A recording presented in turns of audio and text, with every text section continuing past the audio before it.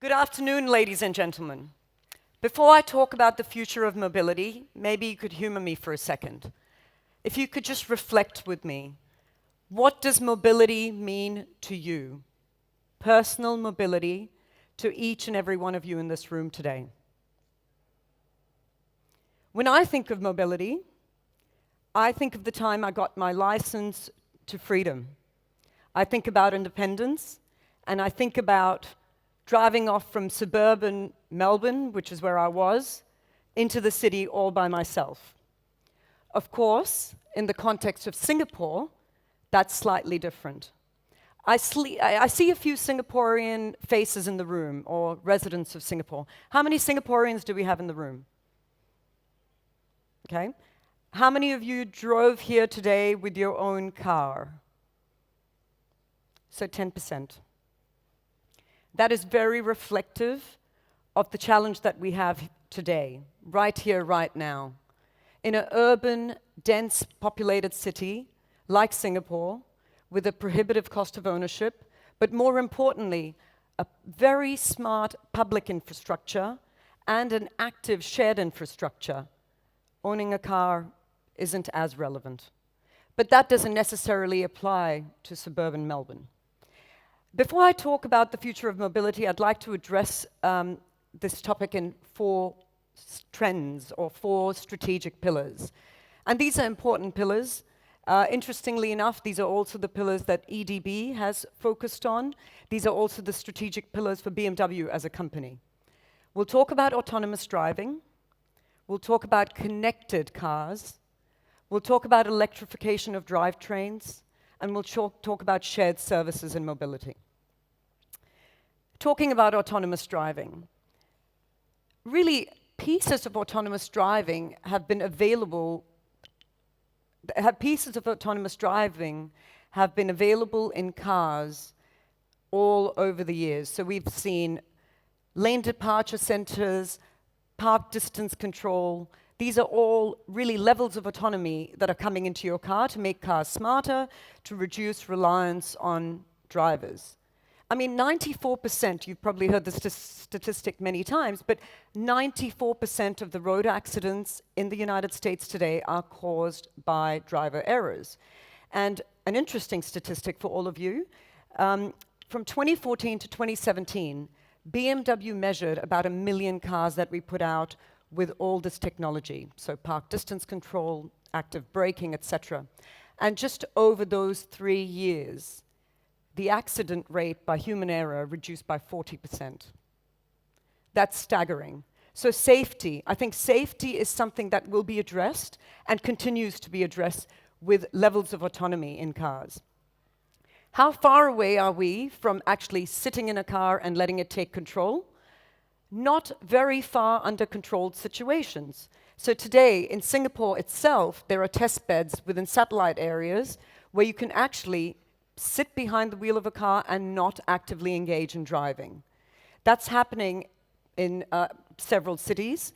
We actually, as BMW, have fleets all over the world, in Germany, in the US, and Israel, that are testing exactly that, where under controlled situations, under a controlled environment, be a highway drive, be a drive in a dedicated zone, you can take attention off the car.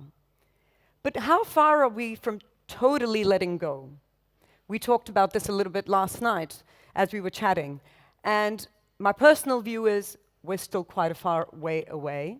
And that's predominantly because of data. We're talking about data that has to come from several uncontrolled environments. Data from the cities of Mumbai to the cities of Beijing.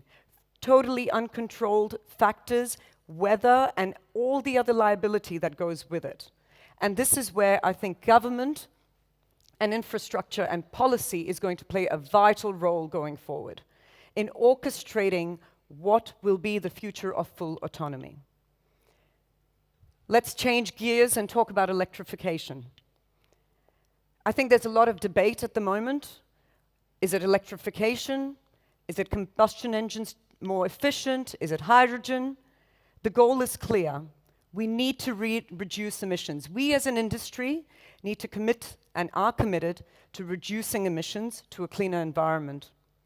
In doing so, Of course, the government's leading the way in this case with really making commitments to electrification and adoption. China 2025, 50% of the vehicles sold in China have to be electric. Not far from Singapore, in Malaysia last year, government incentives allowed us to sell in excess of 50% battery electric and plug-in hybrid cars. I think everyone's heard about Norway many, many times.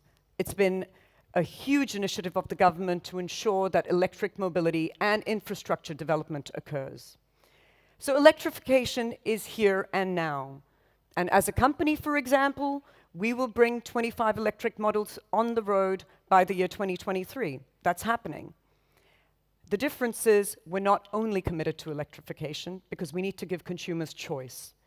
Each one of you, whether you're in suburban America or in the city of Shanghai, needs to have choice. Needs to have choice based on the infrastructure available to you. And I think that's going to be pivotal going forward. If we think about autonomy and electrification, we're still very much addressing the hardware, aren't we? It's still very much about the car. But we also know that 70% of the world population is meant to be living in urban, dense cities by the year, I hear different numbers, 2030, 2040, I'm losing track, but urbanization is a trend. I do have a personal opinion on that, which Penny and I will share with you later on in the panel, but at the end of the day, if urbanization is a trend, and Andreas, we were talking at lunch, offered to buy his daughter's cars, and they said, no, we don't need cars. We don't want cars because we live in cities. If that is a trend, then what also becomes very important is connectivity and shared mobility or shared services. Let's talk about connected cars for a second. The communication of cars to X, car to infrastructure, car to, believe it or not, other forms of transport, is going to be pivotal in the future. And we will address this when we also talk about smart mobility. In the end, it's got to be the ability of a consumer to get from A to B by choosing different forms of transport, and car being one of those many. That's the future. It is happening today in small cities. I was actually amazed a few months ago when I came across the experiment in Alexandria in Virginia. Has anyone read about that? So Alexandria in Virginia has actually led a test bed for smart mobility. The buses on the road, the pavements, the traffic signals effectively monitor, communicate with each other, and ensure that traffic is moderated and congestion is avoided. I know China's made a huge investment in Wuxi to do exactly that. But why go far? The Singapore ERP gantry system and now the rollout of ERP 2.0 is exactly in that direction. It's about connectivity, smart technology, communication, ensuring that we can manage congestion and flow. If urbanization is here and connectivity is available, well then shared services and shared mobility seems like a no-brainer.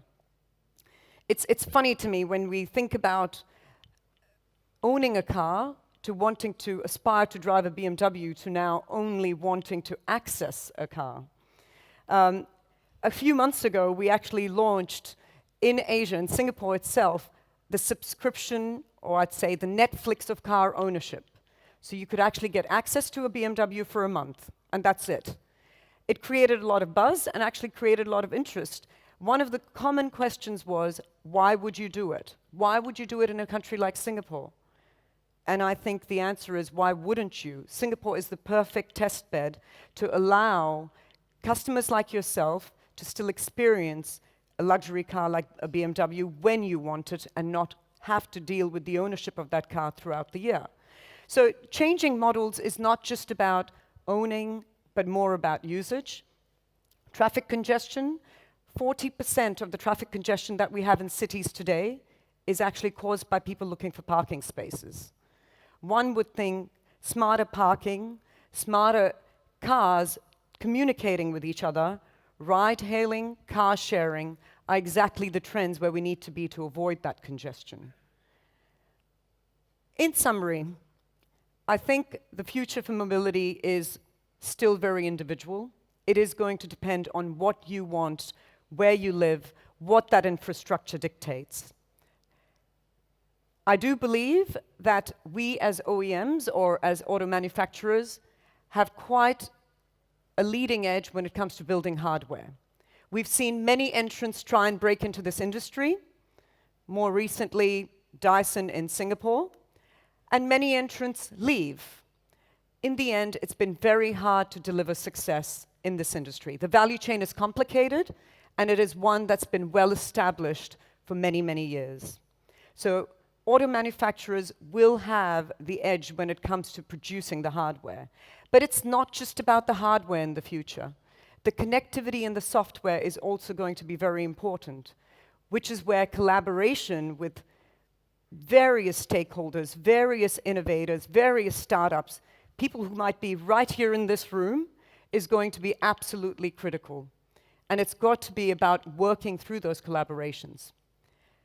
I do believe that government and policy needs to provide the framework to enable those collaborations. And that's going to be, as we said, the maestro to this orchestra, getting them all to work together. Personally, I am very, very excited about the future of mobility and look forward to being a part of the solution. Thank you very much.